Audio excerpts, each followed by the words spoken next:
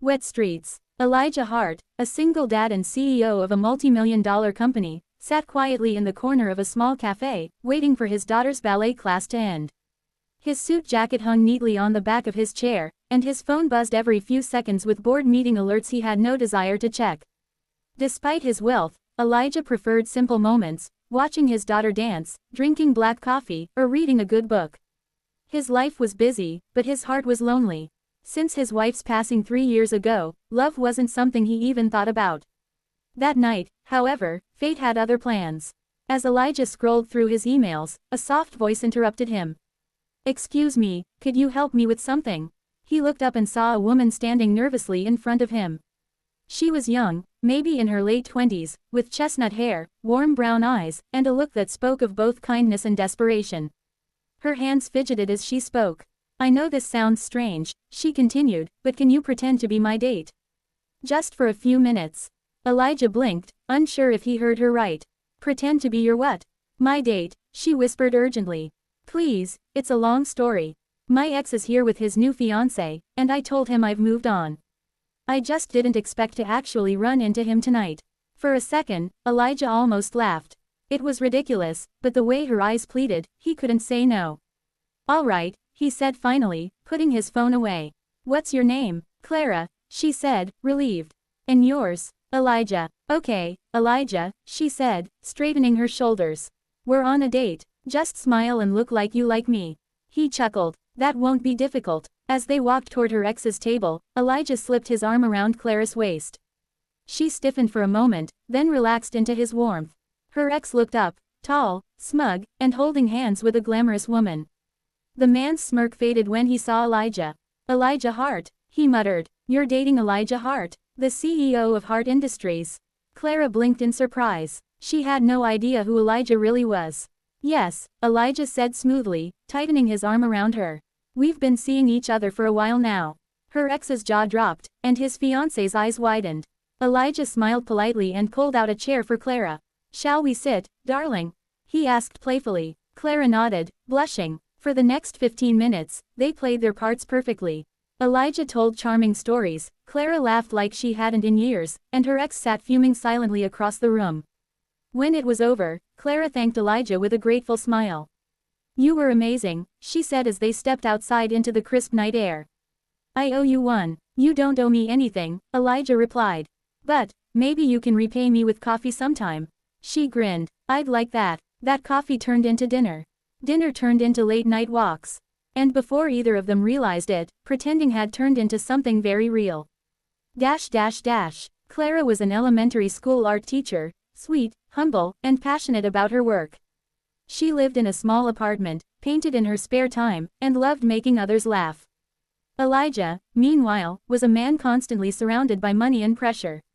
His world was meetings, investors, and cold luxury.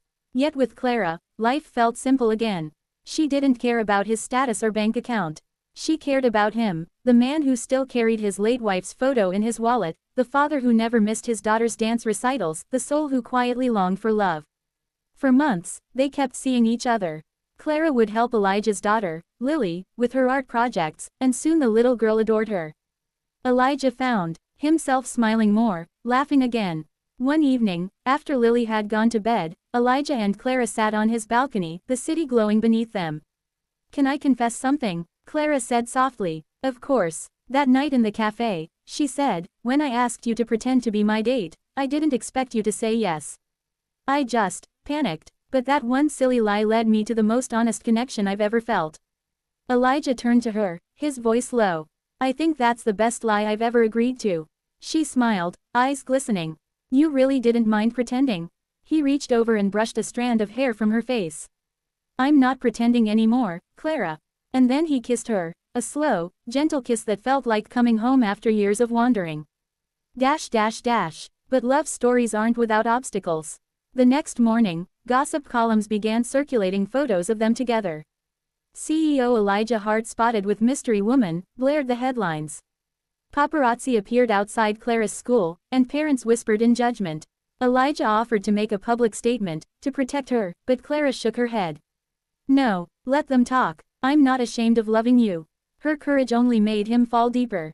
One weekend, Elijah invited Clara and Lily to his countryside estate. It was peaceful there, green hills, a small lake, and the sound of laughter echoing through open windows. For the first time, Elijah could imagine a future, one filled with love, laughter, and family. As they sat by the fire that evening, Lily looked up at Clara and asked, "Miss Clara, do you love my daddy?" Clara froze, glancing at Elijah. Lily smiled mischievously, "Because I think daddy loves you." Elijah laughed softly. "She's smarter than both of us," he said. Clara blushed, holding Lily's hand. "Yes, sweetheart, I do." That night, Elijah knew he couldn't wait any longer. He led Clara out into the garden, the moonlight shimmering on the pond.